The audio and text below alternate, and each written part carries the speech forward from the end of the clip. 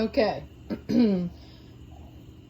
I said that my page was going to be full of random nonsense. So here we go with some random nonsense. I kind of thought about this after I started the Sunday Funday beef stew. So to catch you up, you go to the grocery store. You look in the meat section. You buy a pack of what they would call, quote, end quote, beef stew chunks. All right. Make sure they don't look like stupid fatty. You want some fat on there because, of course, like those famous chefs say, fat is flavor. All right. You take that home. You get a cast iron skillet or a cast iron Dutch oven like I have here, courtesy of my oldest daughter. Thank you. And Andrew for my Dutch oven that I absolutely love. Made many things in it thus far since Christmas. So if you don't have a Lodge Dutch oven, not a sponsor, just go get whatever pot you got, right? You put probably about 3 tablespoons of vegetable oil. You can use olive oil if you like, but, you know, olive oil to me, because I'm Italian, is like a finishing oil. You don't want to use extra virgin.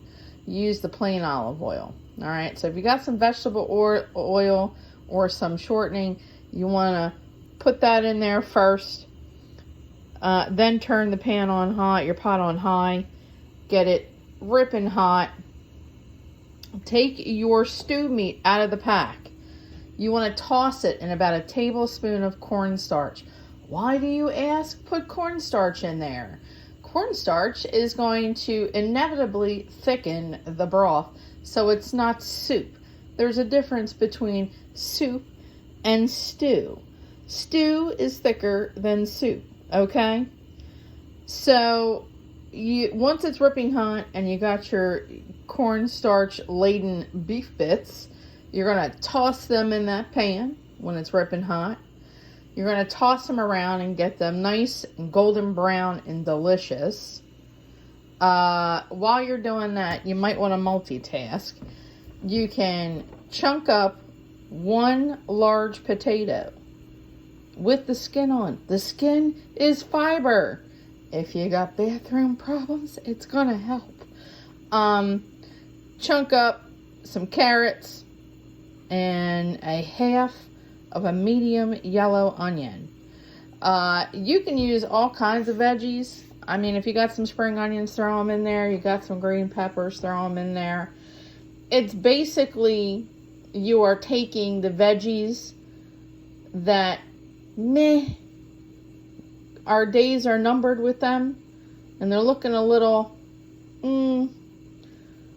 not gone completely, but you don't want them to go to waste, because who wants anything to go to waste in this time and era? So you're going to chunk them up, and after your meat is all nice and brown, you want to toss your chunked vegetables in there. I don't care if you got frozen veggies. You got frozen veggies in like a mixed grill in your refrigerator or in your freezer, toss that in there.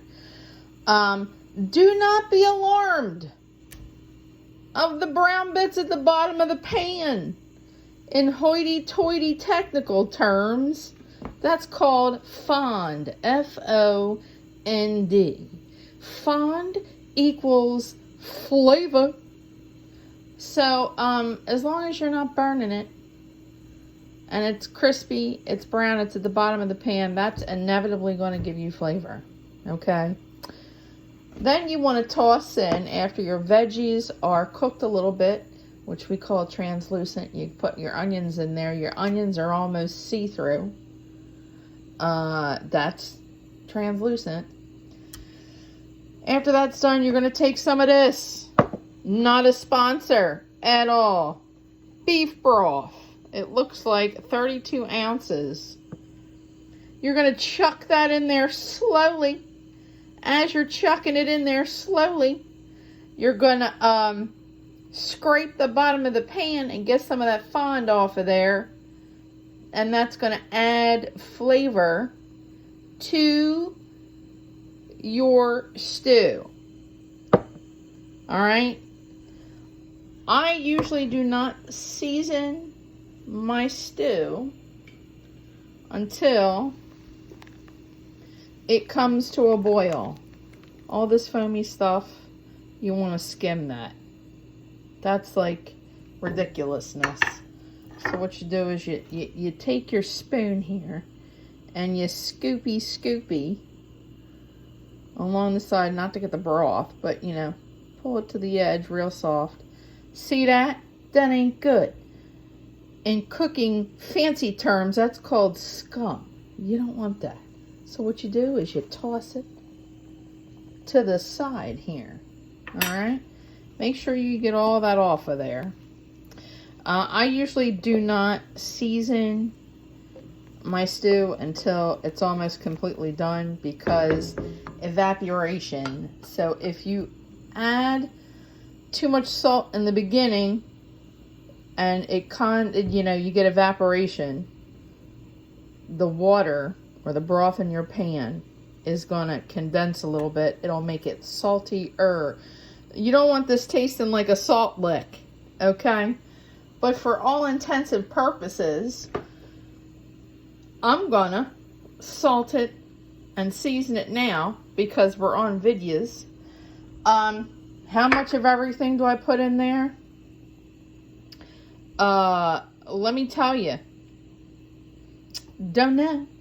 I season until my ancestors tell me enough, child. So we're gonna throw some salt in there.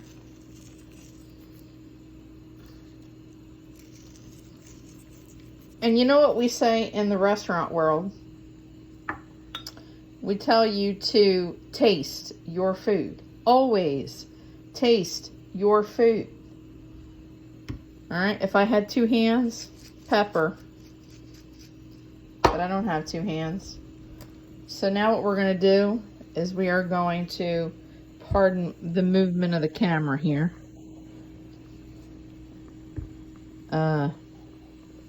I'm going to put you this way a little bit so we can open this up. Garlic, yeah, granulated garlic. You can use fresh garlic. I don't care. Fresh garlic, how many cloves would I put in here? Again, to your taste. I don't know. As many as you would like. If you're Italian, that means a lot. I'd probably put in 5 cloves. I know it's already got onion in there, but we're putting some onion powder. Throw that in there. All nicey nice. Let's see. Oh, look at this. Thyme. We always need some more thyme. Karen. You know, we throw some thyme in there. Again, season until your ancestors tell you to stop. I don't know your taste buds. Maybe you're bland. Who knows? We're going to throw some oregano in there. Look at that. Oh, look. Oregano. I'm Italian. Keep your comments to yourself. We put oregano in everything. It's like Frank's Red's Hot. Yet again, not a sponsor. We put that shit on everything. Oh, look. Throw some basil in here. Again, ideally, because I'm saving time. You see the scum here? This would be removed. I'm going to have to re-season later. Oh, look. Your best friend, Basil. Does anybody have a friend named Basil? I don't know. If you do, invite him to the party. Chili powder. I like putting some chili powder in my stuff. Don't pipe up. This is mine. You're not eating it. I am. Again, put in whatever seasonings you like. Oh, look at this. Ground cumin. Ground cumin. Putting some of that in there. Basically, throw the kitchen sink at it. you know? Oh, and look who wants to join the party. We don't know if we can allow her to join the party. Marjoram. All right, Marjorie. Sure, you can join the party too. Just as long as you don't strip like you did at the family Christmas party in front of the pastor last year. Terrible person, but sure, you can come too. Just don't make a fool out of yourself and stay out of the spiked punch, Marjorie. Oh, look at this. We got some ground coriander. If you've got fresh coriander, put it in there. Now remember, if you are switching out dry seasonings and herbs for fresh, less dry, more fresh. Only because when you dry stuff out, especially herbs, the oils get more intense. So you may not need as much of the dry that you would of the fresh. I got anything else over here? No, I think I'm pretty good. You know what I mean? So it is what it is. What you're going to do is you're going to stir this. Oh, look. Mixy mix. Stir this till it comes to a rolling boil. Mind you, that's after you scummed it. You put, you know, if you like to diddle it with your herbs and spices and seasonings prior, by all means. Just don't call me if it comes out super salty because you salted it prior to it condensing. Alright? I ain't got time for that. Here's a trick. If you want more flavor, I cheat. Yes, I have a cooking degree. Yes, I cheat. Alright? So, we're going to go over here. Oh, looky what we found. Heinz Homestyle beef gravy. Alright? That's what I cheat with. That adds a lot of flavor to it. So what we're going to do is we're going to take this and dumpy. Again, beef stews or stews period were made so that you could save money and feed a family on not a lot. On things that were kind of on their way out the door. Alright?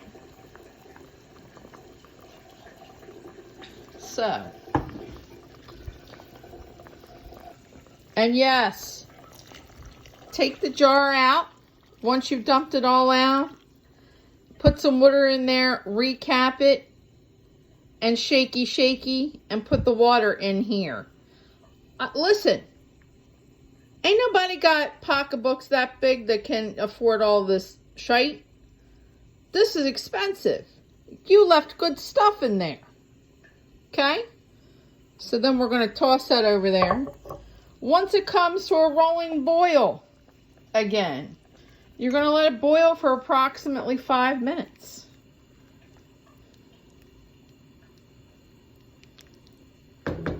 Pretend. Oh, look. We're going to play Mr. Rogers' Neighborhood. We're going to pretend. Won't you be my neighbor? We're going to pretend this has come to a boil. Put the lid on it. Set it on low, which is probably about 4, 3, I don't know, whatever you got. And walk away for about an hour. Come back, taste it.